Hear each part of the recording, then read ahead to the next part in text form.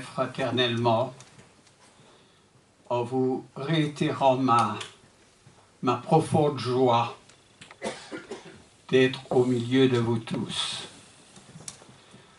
I just say good morning, everybody.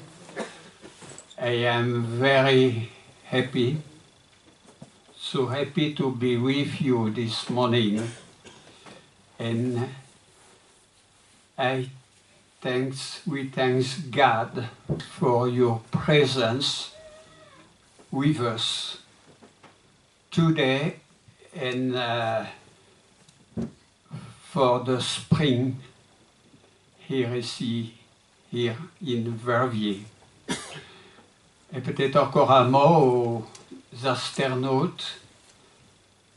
Nous sommes heureux que vous nous écoutiez, que vous soyez de cette sorte présents, intégrés avec nous, car nous adorons le Dieu Tout-Puissant et nous considérons le message qui vient de la parole, la Bible, parce que Jésus dit « Je vous ai enseigné, je vous ai dit tout ce que le Père m'a dit de vous dire. » Alors c'est très respectueusement que nous ouvrons la parole de Dieu pour un court moment ce matin à Verviers. Alors, cette semaine, bien sûr, a été éprouvante pour nous avec les épreuves qui ont concerné nos deux fils. À un moment, je me suis dit, mais Seigneur, pourquoi ai-je fait des enfants? Pourquoi ai-je fait des fils pour les voir souffrir? Parce qu'ils étaient très affectés, ils pleuraient, un des deux pleurait à chaudes larmes pendant plusieurs minutes et je n'avais jamais vu cela de la part de mes fils, mais à un moment je me suis dit là, dans cette pensée, mais Seigneur, tu es aussi un papa. Et quand ton fils a été maltraité, quand on l'a cloué à la croix, oh mon Dieu, quelle épreuve, quelle douleur tu as dû endurer.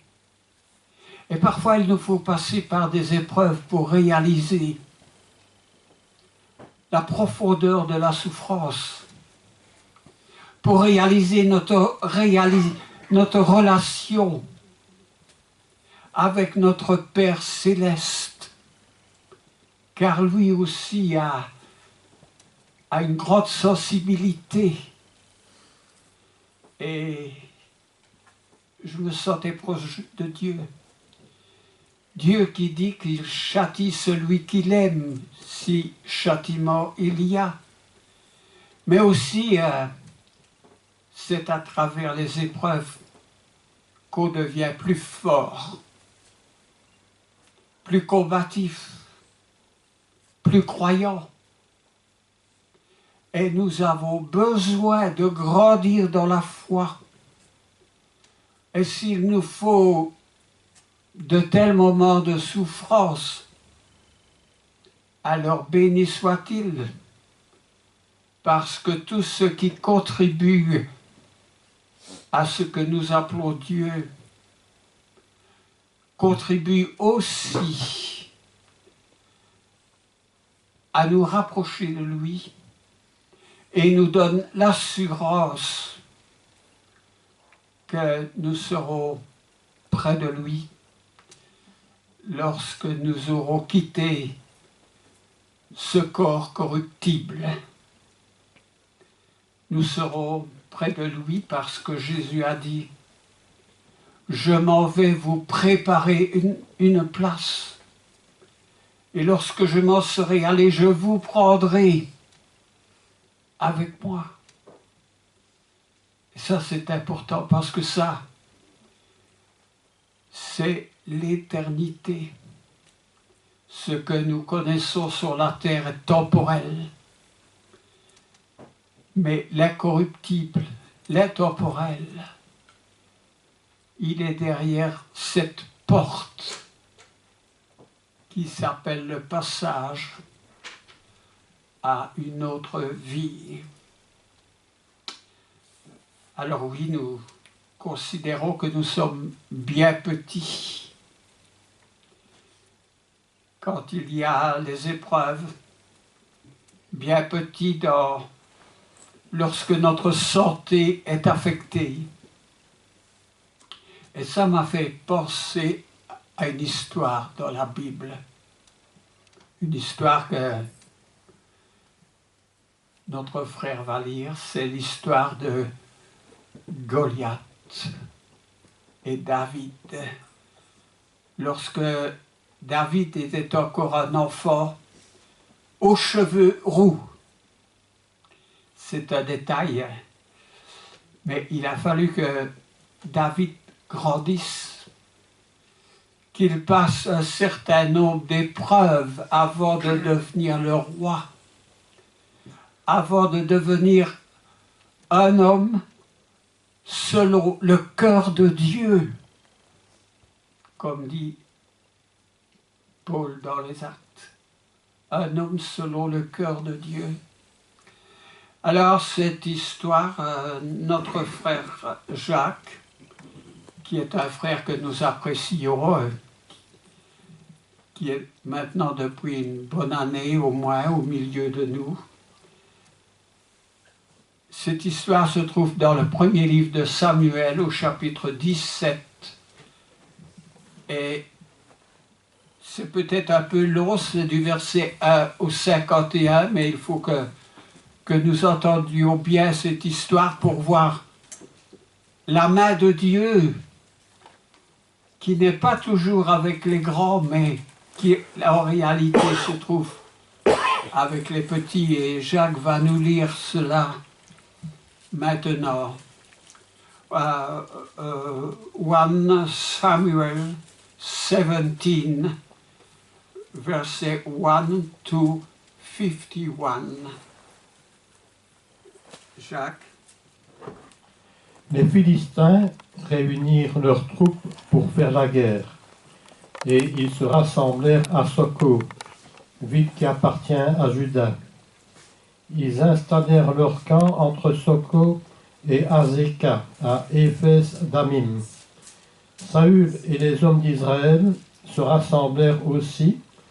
Ils installèrent leur camp dans la vallée d'Éla, et ils se rangèrent en ordre de bataille contre les Philistins. Les Philistins se tenaient sur une montagne, et Israël sur celle d'en face. La vallée les séparait. Un homme sortit alors du camp des Philistins et s'avança entre les deux armées.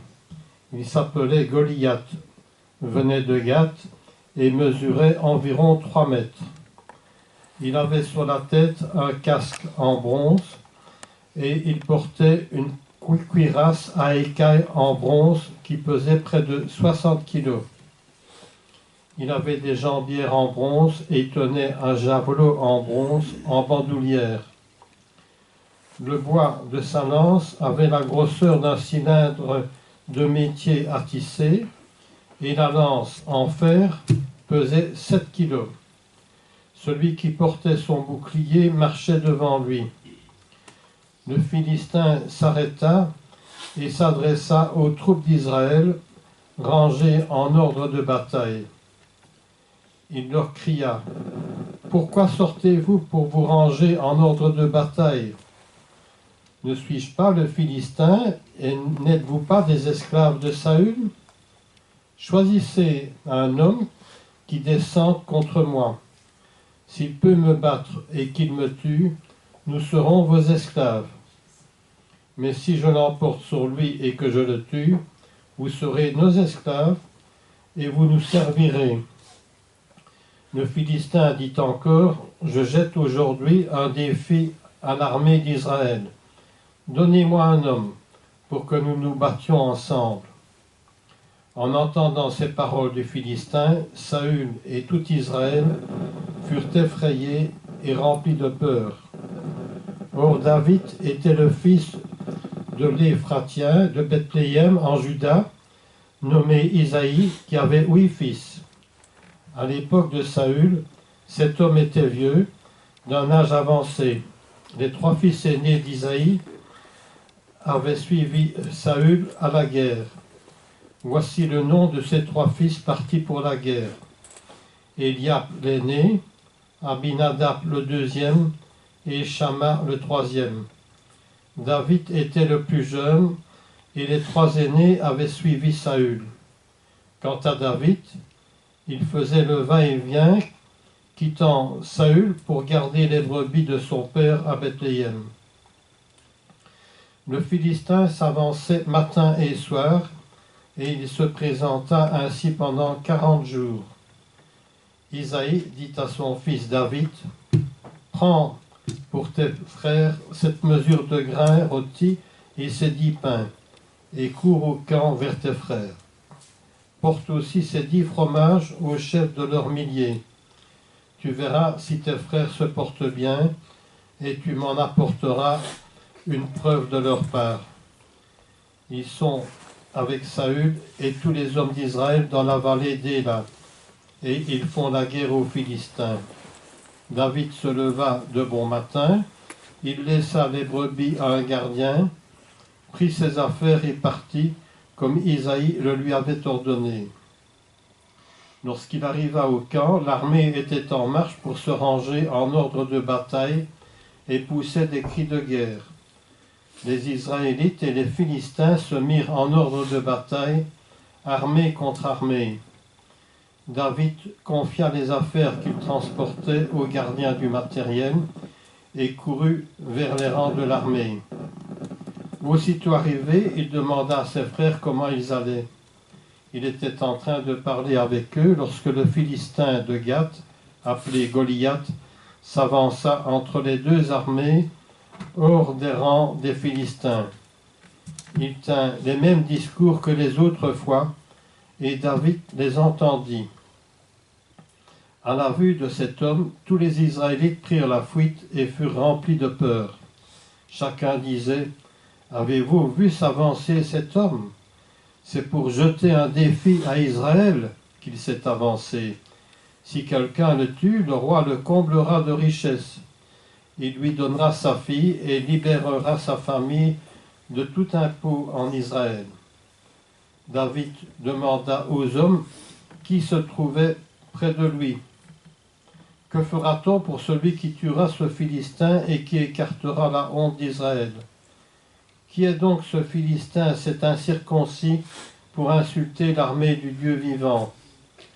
Le peuple répéta les mêmes choses en précisant, « Voilà comment l'on agira pour celui qui le tuera. » Eliab, le frère aîné de David, l'avait entendu parler à ses hommes, et il fut enflammé de colère contre lui.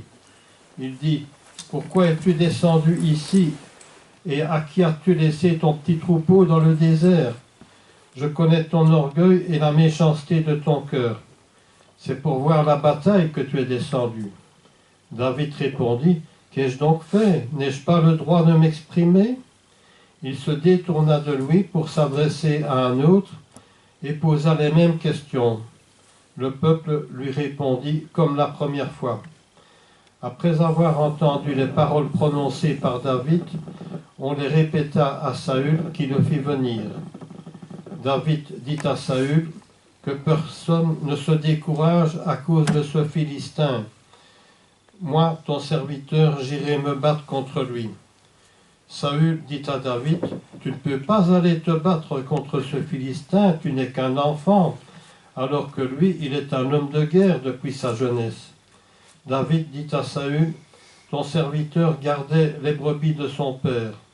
Quand un lion ou un ours venait pour en enlever une du troupeau, je courais après lui, je le frappais et j'arrachais la brebis de sa gueule.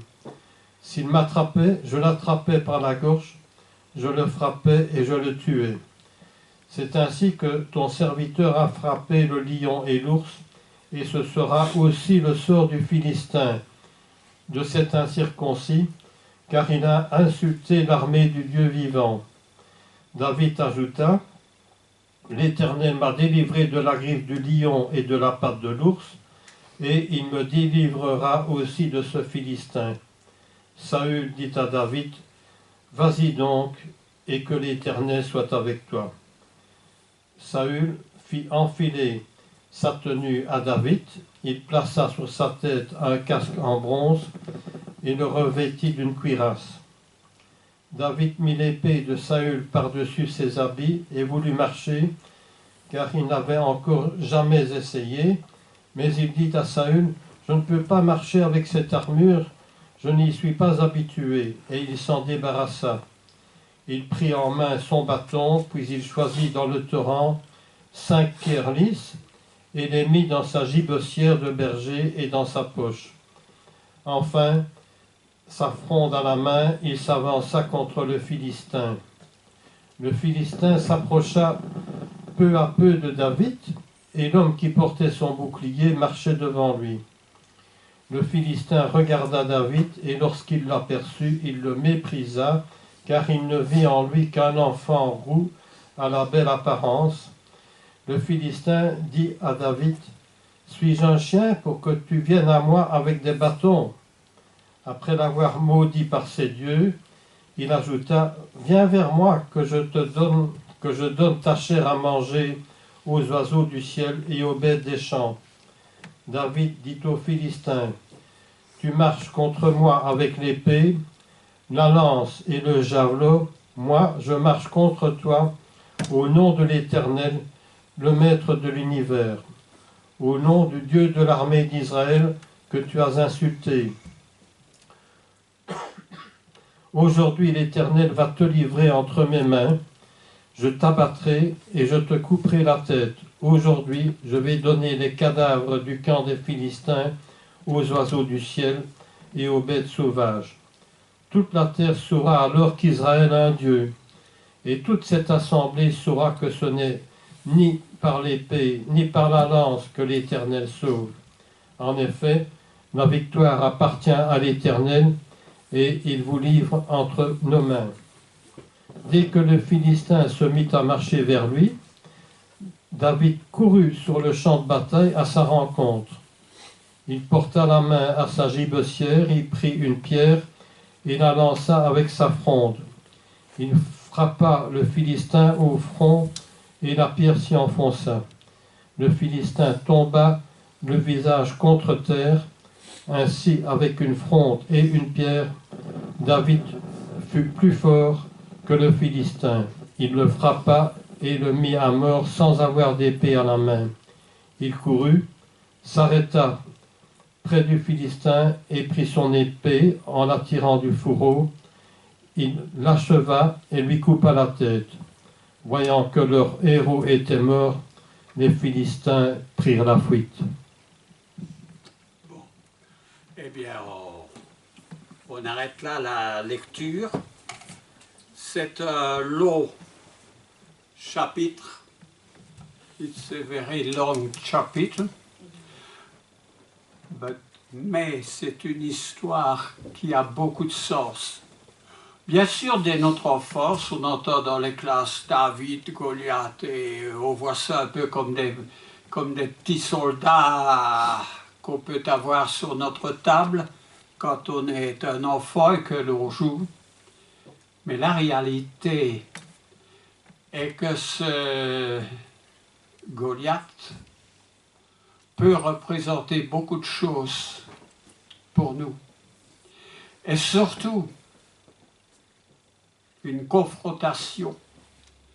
Il représente un défi, parce que ce Goliath défie, il insulte, il est méprisant, il fait peur. Goliath, 3 mètres de hauteur, ce soldat. Un casque et une cuirasse qui pèsent 60 kilos. Nous nous rendons compte. Et cet homme, ce grand homme, il insulte. Cela fait penser, parce qu'il n'est pas le seul qui insulte le Dieu, à Sanchérib, le roi d'Assyrie, qui envoie une lettre au roi d'Israël qui était Ézéchias. Et quand Ézéchias a cette lettre, il la passe à Isaïe. Isaïe va dans le temple et dans le temple il dit « Regarde Éternel ». Il t'insulte. Il y avait devant Jérusalem une grande foule de soldats qui étaient venus pour prendre la ville. Mais pendant la nuit, l'ange de l'Éternel est intervenu. Et l'histoire nous dit que 185 000 hommes, le matin, étaient trouvés morts. Il ne faut jamais défier, il ne faut jamais insulter l'Éternel.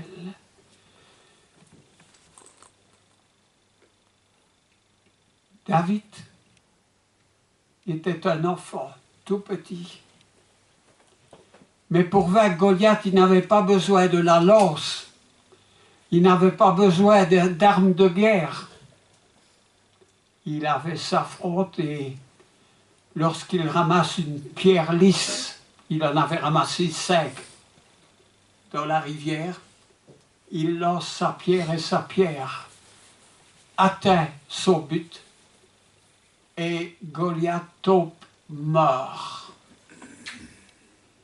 Alors, il y a beaucoup d'histoires dans la Bible où on pourrait dire c'est un hasard. Mais il n'y a pas de hasard avec Dieu. Il n'y a pas de hasard. Quand Dieu nous demande de faire quelque chose, la Bible nous dit que Dieu a formé en nous l'esprit. Former, le mot yatsar en hébreu. Qu'est-ce que veut dire former? Eh bien, on retrouve ce même mot, qui se trouve, comme je viens de l'indiquer, en Ésaïe, en Zacharie chapitre 12, se retrouve en Ésaïe, au 45e chapitre, dans le verset 1, Dieu a formé la terre. Et quand Dieu forme l'esprit, il forme l'intelligence. C'est-à-dire qu'il nous rend capables. Il nous destine à quelque chose.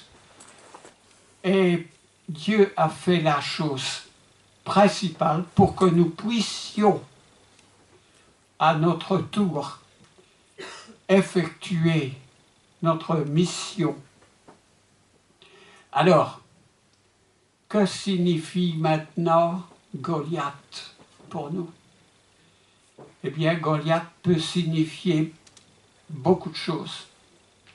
Mais 2 choses en particulier. Goliath signifie le monde. Et Jésus et les Écritures ont pas mal de choses à dire concernant le monde. Mais pas seulement. Goliath peut signifier nous-mêmes quand nous sommes en opposition.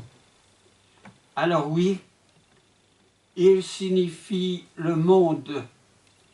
Et quand j'arrive dans le monde, il y a quelques passages dont le premier se trouve en 1 Jean, Jacques, au chapitre 5, les versets 19 à 21. 1 John 5, versets 19 to 21. Jacques, si tu veux lire. Jacques. Oui, donc Jean. Nous savons que nous sommes de Dieu et que le monde entier est sous la puissance du mal. Mais nous savons aussi que le Fils de Dieu est venu et nous a donné une intelligence pour connaître le vrai Dieu. Et nous sommes unis au vrai Dieu si nous sommes unis à son Fils Jésus-Christ. C'est lui qui est le vrai Dieu et la vie éternelle. Petits enfants, gardez-vous des idoles. Ce passage est assez explicite, mais il y a un deuxième passage qui se trouve à 1 Jean 2, versets 15 et 16. The second passage is 1 John, chapter 2, versets 15 and 16.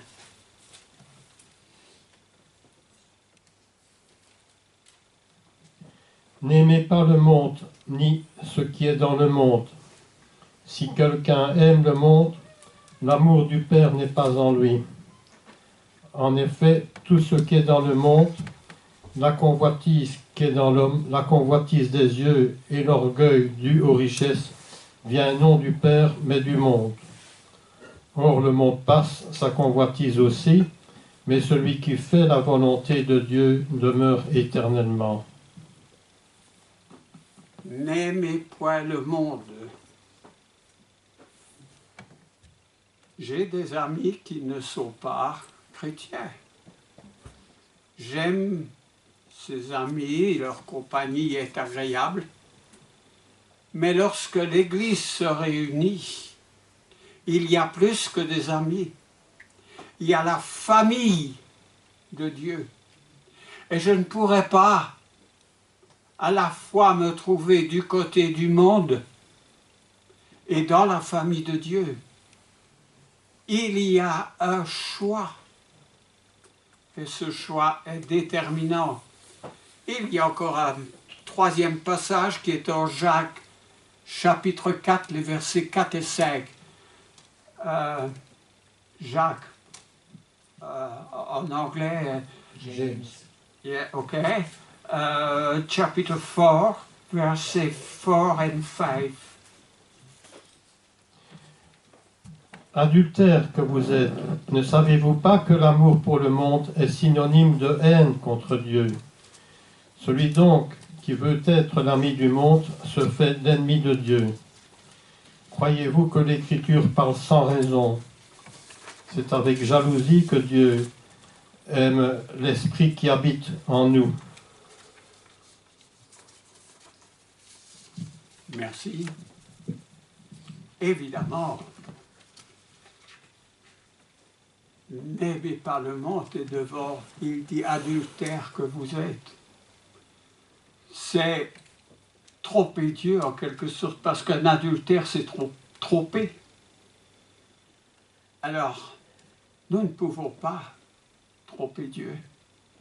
Nous ne pouvons pas mettre Dieu à la seconde place sous n'importe quel prétexte que ce soit, parce que l'amour de Dieu nous réclame. Ainsi, lorsque nous avons des attitudes désinvoltes qui ne sont pas bonnes ni agréables à Dieu, nous sommes un peu dans le corps de ce géant qui défie Dieu. Nous ne voulons pas défier Dieu et pourtant, lorsque nous faisons un choix qui est contraire, qui n'est pas agréable à Dieu, nous le défions. Alors, quelle attitude devons-nous avoir? En Romains, chapitre 5, les versets 10 et 11, Romans 5, chapter 5, versets 10 and 11. Jacques, je vais te laisser lire.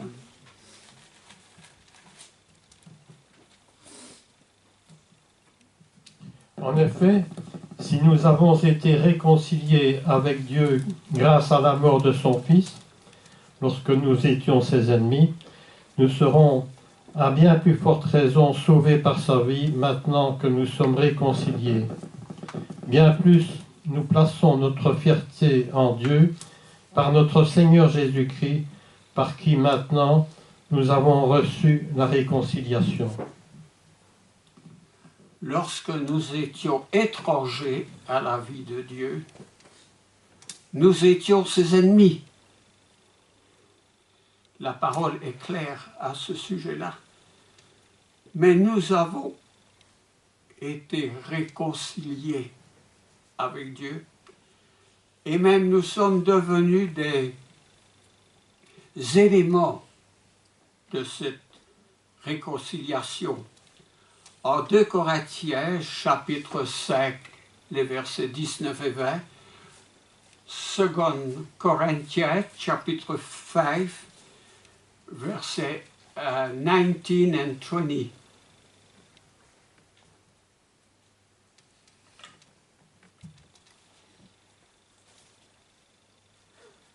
Quand tu y seras, mon frère. En effet, Dieu était en Christ. Il réconciliait le monde avec lui-même en ne chargeant pas les hommes de leurs fautes. Et il a mis en nous la parole de la réconciliation.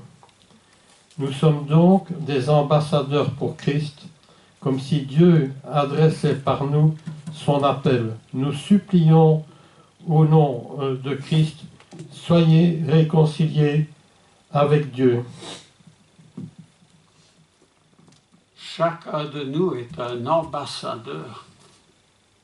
En vous regardant, mes frères, je peux dire, messieurs les ambassadeurs, ambassadeurs de Christ, parce que nous avons été réconciliés avec lui par Jésus.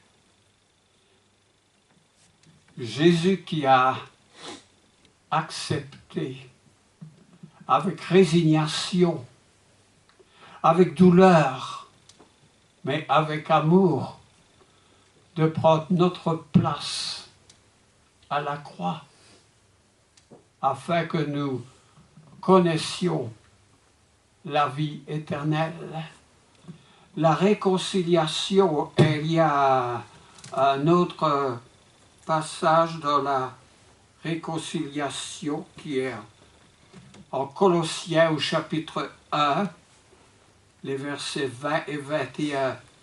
Colossiens chapitre 1, versets 20 and 21. Colossiens 1.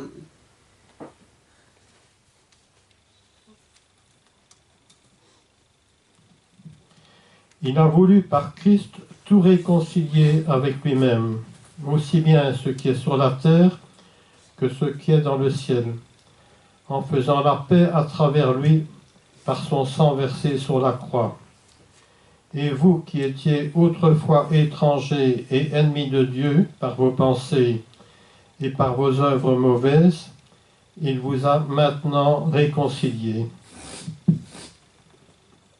Nous étions des étrangers, nous étions des ennemis, mais Dieu nous a, par Jésus, réconciliés avec lui.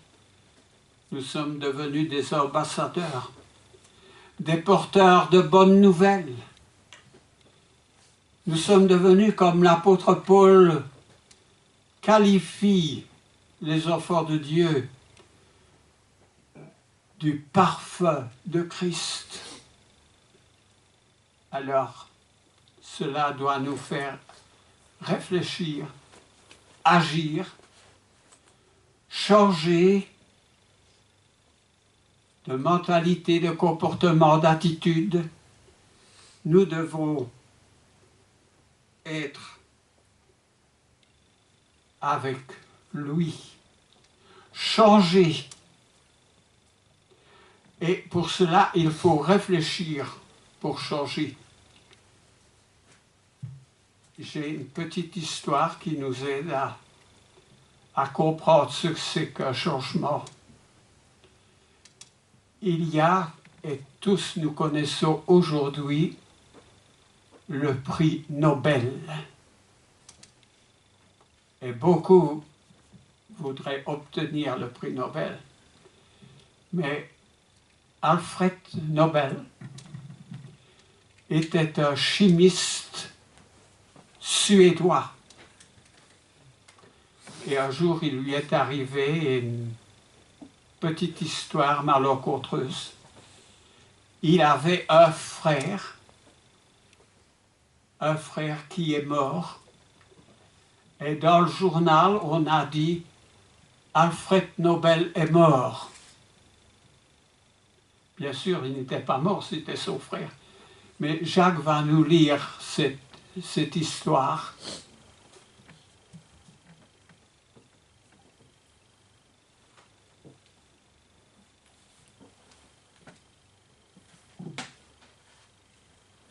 C'est la dernière. Il n'y a pas le papier. C'est la dernière page? Oui, c'est le papier que je t'ai donné en tout dernier lieu, là. L'ange de Yahvé. Une manière de dire Dieu se manifeste à nous. La face de Dieu. Non, c'est l'histoire tapée à c'est la feuille tapée à la machine. Ce n'est pas cette feuille-là. Tu ne l'as pas?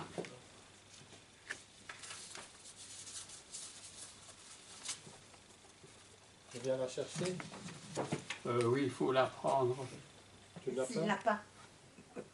Bon, elle est là-bas, mais en attendant, je peux avancer un peu dans cette histoire. Parce que Alfred Nobel était un chimiste et il avait découvert la dynamite. La dynamite qui est devenue une arme de guerre. Alors, est-ce que tu as trouvé le papier? Ouais. Tapé à la machine.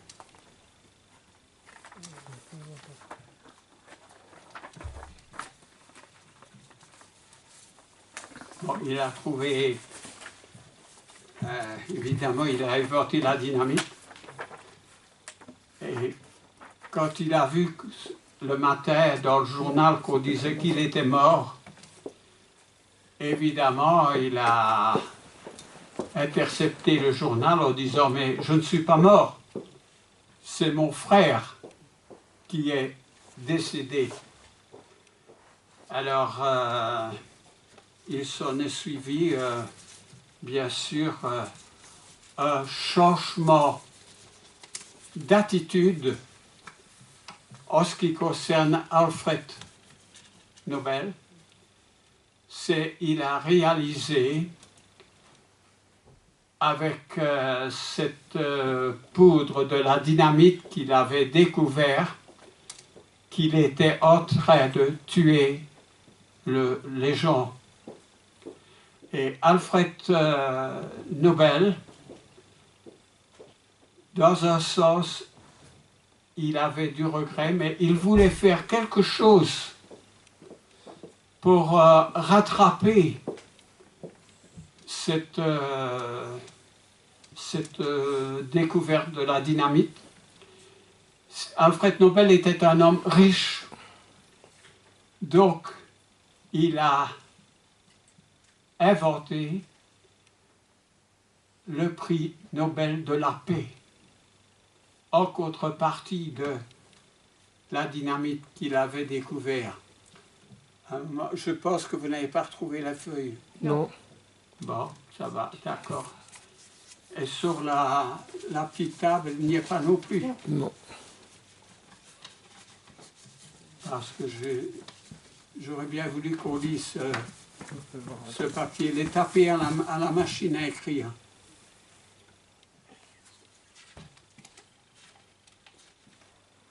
Non, moi je ne l'ai pas. Non, bon, c'est pas grave. C'est pas grave. Bien. C'est bon, monsieur Jean-Louis. Voilà.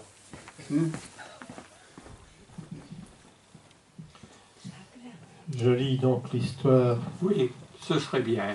Vers la fin du 19e siècle, le chimiste suédois Alfred Nobel lut un matin dans le journal l'annonce de sa propre mort. Alfred Nobel, inventeur de la dynamite, qui mourut hier, avait trouvé un moyen pour tuer plus de gens en guerre que jamais auparavant. Il est mort en homme très riche. C'était en fait le frère d'Alfred qui était mort et un journaliste avait fait erreur sur l'épitaphe. Mais cet article émut profondément Alfred Nobel. Il voulait qu'on se souvienne de lui pour autre chose que d'avoir découvert le moyen de tuer des gens efficacement et de s'être enrichi ainsi. Il initia donc le prix Nobel, récompense pour les scientifiques et les auteurs qui promulguent la paix.